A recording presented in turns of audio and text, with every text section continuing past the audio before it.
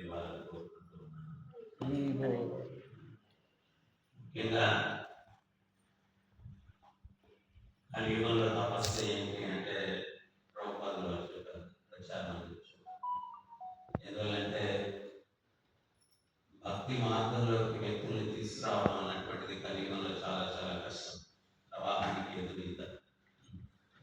ప్రవాహం అంతా ఎట్లా ఉంది అంటే కలియుగ అనుచరులు అవడానికి అనుకూలమైనటువంటి వాతావరణం ఎక్కువగా ఉంది. కలియుగం భక్తులు అవడానికి అనుకూలంగా లేదు వాతావరణం. భక్తికి అన్ని ప్రతికూలమే. అటువంటి పరిస్థితుల్లో ప్రచారం చేయాలనేటువంటి సంకల్పం ఉన్నటువంటి వ్యక్తులకు ఆ చైతన్య మహాప్రభు యొక్క అనుగ్రహం, గురు పరంపర యొక్క అనుగ్రహం ఎక్కడున్నా కానీ ఖచ్చితంగా ఉంటుంది. వాళ్ళు విజయాన్ని సాధించుకుంటారు. నాకు ఈ మందిరం ఇదంతా చూస్తే రాజమండ్రిలో మొదట మేము ప్రారంభించినప్పుడు ఇట్లాగే ఒక షెడ్ అది వేసుకొని చేస్తాం. ఆ రోజులు గుర్తొస్తా ఉన్నాయి. సో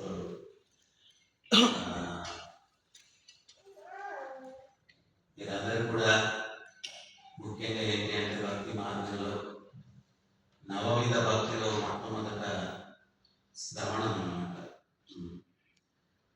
భగవత్ తత్వాన్ని బాగా అర్థం చేసుకునేదానికి శ్రవణం చేయడానికి ప్రయత్నం చేయాలి.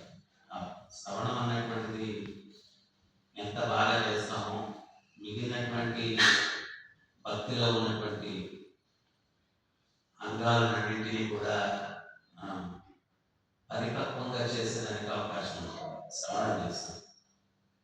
ముఖ్యంగా భక్తిలో కూడా ఏంటి అంటే అవగాహన చాలా ఇంపార్టెంట్.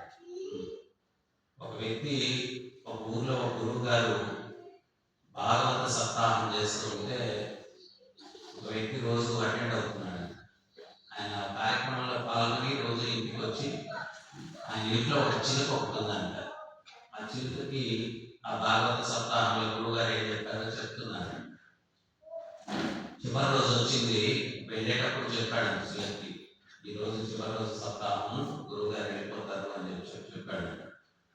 చెప్తే ఆ చిలక ఏంటంట, మీ గురువు గారిని నా విషయంలో ఒకటి అడగండి, ఏమంటామంటాం అంటే నాకు ఎప్పుడు యుక్తి కలుగుతుందో అడగండి అని చెప్పి చెప్పిందంట చిలక.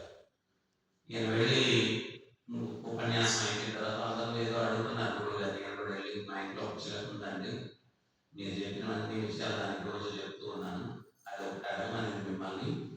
ఏమని అంటే దానికి యుక్తి ఎప్పుడు కలుగుతుందో అడగమని చెప్పి చెప్పింది. ఆ మాట అడిగిన తక్షణమే గురువు గారు పడిపోయాడు.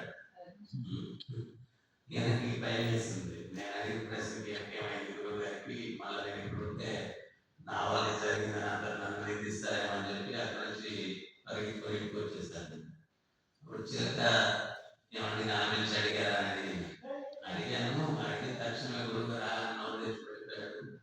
నాకేం అర్థం కాలేదు, పరిగెత్తుకుంటూ వచ్చేసాను అని చెప్పి చెప్పాడు.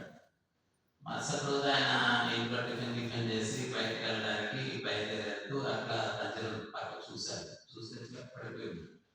అదే దీనికి ఏమైంది అని చెప్పి ఆయన కళ్ళతోటి ఆ పంజరం యొక్క తలుపు తెరిచాడు. తెలిస్తే గురువుగారు అక్కడ పడిపోయారు. దాని అర్థం ఏంటి అంటే నువ్వు కూడా పడిపోతే పంజరం తలుపు తెలుస్తారు, అప్పుడు నీకు ముక్తి కలుగుతుంది. వీటికి అర్థం కాదు. రోజు సప్తాహం ఉన్నారు కానీ గురువుగారు చెప్పింది అర్థం కాదు. సో దీనికి అర్థం వెళ్ళిపోయింది, విముక్తి కలిగిందని. సో అట్లాగా భక్తిలో ముఖ్యంగా ఏంటి అంటే మనకు కావాల్సింది అవగాహన. అవగాహన భగవద్గీతలో భగవంతుడు అర్జునుడితో ఒకే విషయం చెప్తాను, నువ్వు నా ప్రియ సకుడవి, తర్వాత అసూయారాహిత్యం, అసూయ లేనటువంటి వాడు. సో మనం ఏంటి అంటే ముఖ్యంగా ఇక్కడ జీవుల పట్ల అసూయ చూపిస్తున్నామంటే అది జీవుల పట్ల కాదు, ఆ భగవంతుని పట్ల అసూయ. ఆ అసూయ వల్లే ఈ భౌతిక జగత్తు మనం వచ్చామన్నమాట. ఆయనే ఎందుకు భగవంతుగా ఉండాలా, మనం ఎందుకు ఉండకూడదు అనేటువంటి ఒక భావన వల్ల ఇక్కడికి వచ్చాము. సో అందువల్ల అర్జునుడికి ప్రత్యేకించి భగవంతుడు చెప్తాడు, ఈ భగవద్గీత జ్ఞానాన్ని నీకు నేను చెప్తున్నాను అంటే నువ్వు అసూయ రహితుడివి కాబట్టి, నా ప్రియ సకుడివి కాబట్టి నీకు నేను యొక్క గొప్ప జ్ఞానాన్ని ఇస్తున్నాను అన్నాడు. సో మనం కూడా అసూయ దాన్ని తొలగించుకోవాలి. తర్వాత సాధన. ఎందువల్లంటే అర్థం చైతన్య మహాప్రభు చెప్పారు, అర్థం ముందు మనం నిలబడుతుంటే మన రూపం దాని మీద ధూళి ఉంటే కనిపించదు అన్నమాట.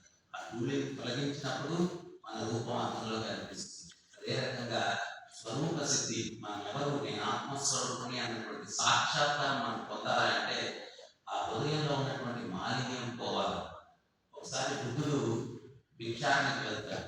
వెళ్తే రాజు విలువైనటువంటి తిరుమంటారాలు తీస్తే అప్పుడు ఆయన విలువైన జ్ఞానం మనకి ఇస్తాడని చెప్పి అనుకొని ఒక వెండి పళ్ళల్లో పంచపక్ష ప్రమాణాలు పెట్టుకొని తీసుకుని వస్తాడు.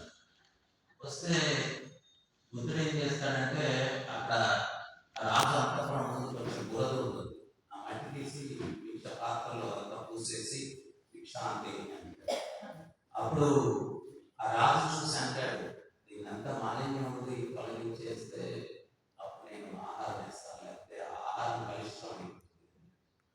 అప్పుడు బుద్ధుడు చెప్తాడు అనమాట, మీరు నా నుంచి గొప్ప జ్ఞానాన్ని ఆశిస్తున్నారు, మీ మనసు కూడా మాలిన్యంతో నిండి ఉంది. నేను ఆ జ్ఞానం కానీ ఇప్పుడు ఇస్తే నీ మనసులో ఉన్న మాలిన్యం వల్ల ఇచ్చిన జ్ఞానం బలిష్టం అయిపోతుంది. అందువల్ల మొదట సాధన చేసి ఆ మనసులో ఉన్నటువంటి ఆ మాలిన్యాన్ని తొలగించుకోండి, అప్పుడు నేను జ్ఞానం ఇస్తాను. సో మనం ఏంటి అంటే సాధన చేయకుండా భగవద్తత్వాన్ని అర్థం చేసుకోవాలంటే మనకు అప్పుడు ఉన్నటువంటి చైతన్యాన్ని బట్టి యథార్థం అవుతుంది. యథార్థంగా అర్థం కాదు.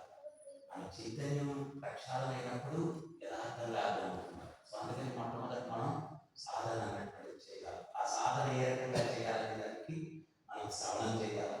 ఆ శ్రవణం ఎంత సక్రమంగా చేస్తాం. ఎట్లా శ్రవణం అంటే